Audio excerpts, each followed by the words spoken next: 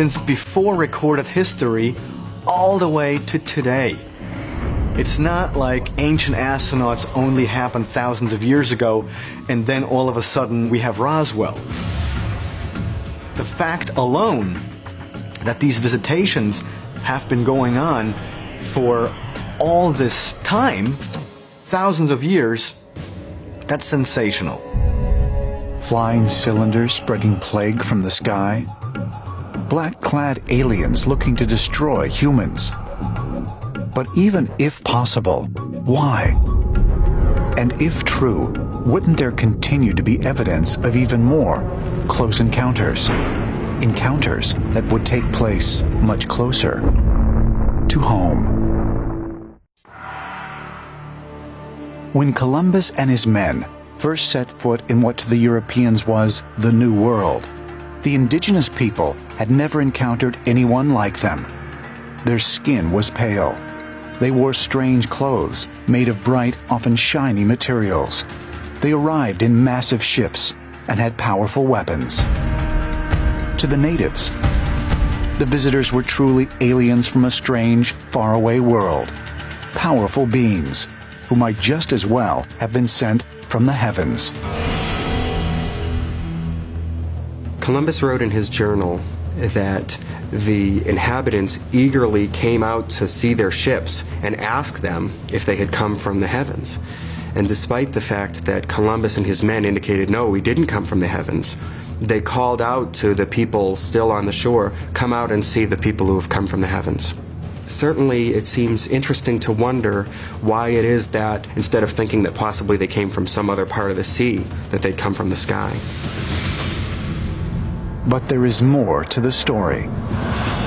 Less well known is that Columbus had an alien encounter of his own, one reported in his log just days before he reached the shores of the New World. At about 10 p.m. on the 11th of October, 1492, the anxious explorer was on the deck of the Santa Maria when he saw a light glimmering at a great distance.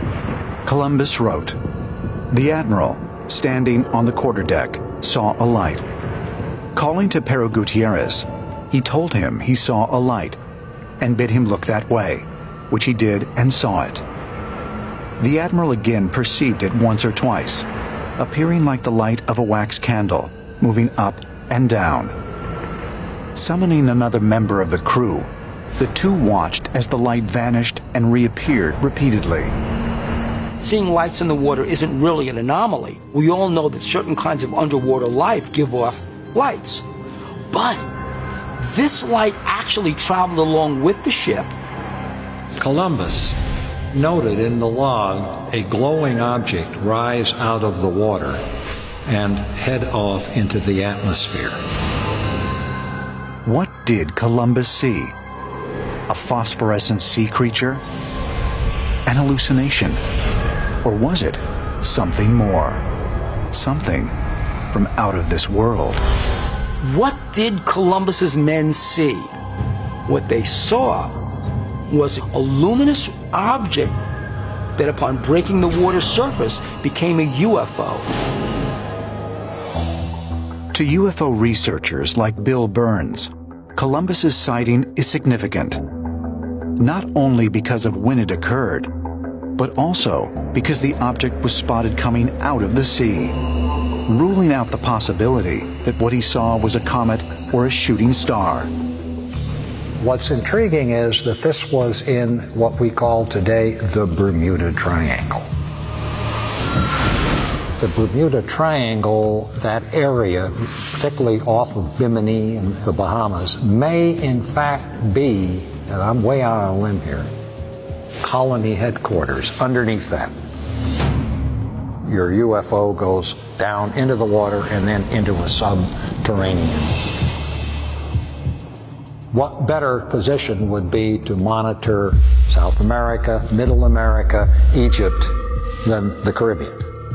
Many people believe that it's possible that UFOs could have established bases on the seafloor. To some extent, it's true that we know more about the moon or some parts of outer space than we do